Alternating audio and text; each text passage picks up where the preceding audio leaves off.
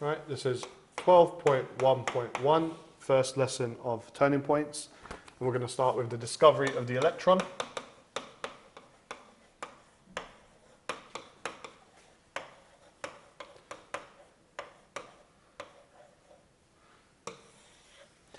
So we'll start with cathode rays in a discharge tube and how that works.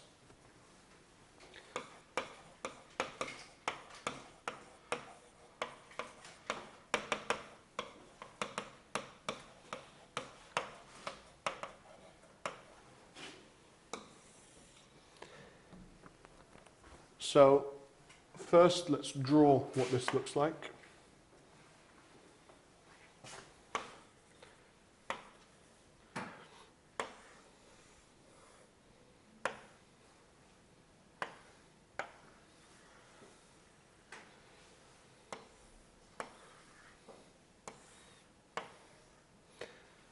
So here we have an evacuated tube. Basically it means you've sucked all the air out and you've created an approximate vacuum. So this is an approximate vacuum.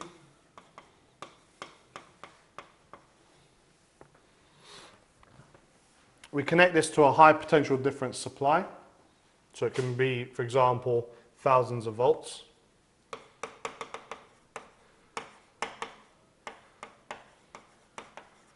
And we put plus and minus. So if we have plus and minus, this plate that goes on the left side is going to be our cathode because it becomes negatively charged. And the plate on the right is our anode because it's positively charged. So we've started with apply a high potential difference across the anode slash cathode in an evacuated tube.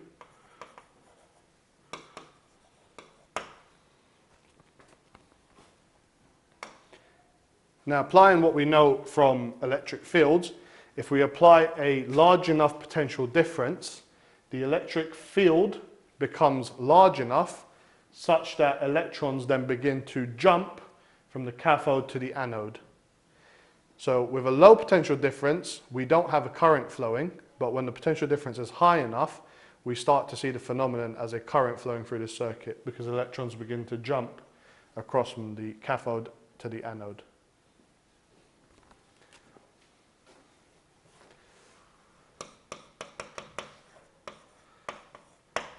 So the high potential difference causes electrons to jump from cathode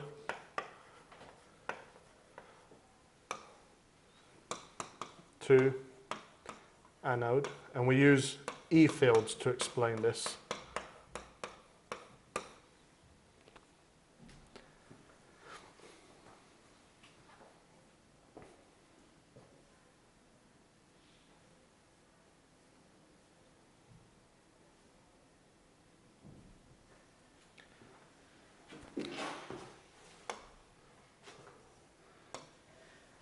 So when this happens, a current is observed in the circuit.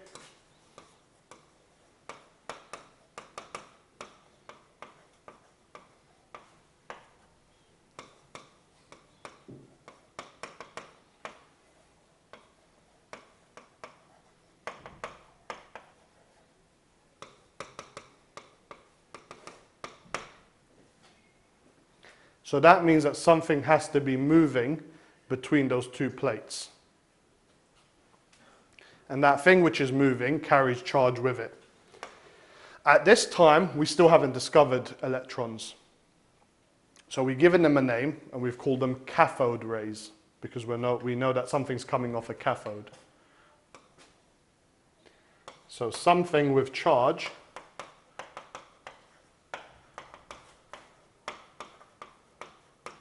must be moving across the plates.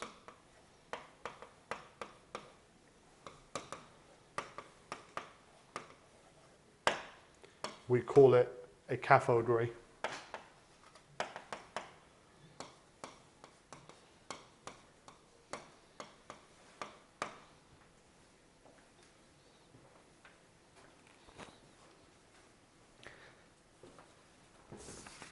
And that's the end of 12.1.1.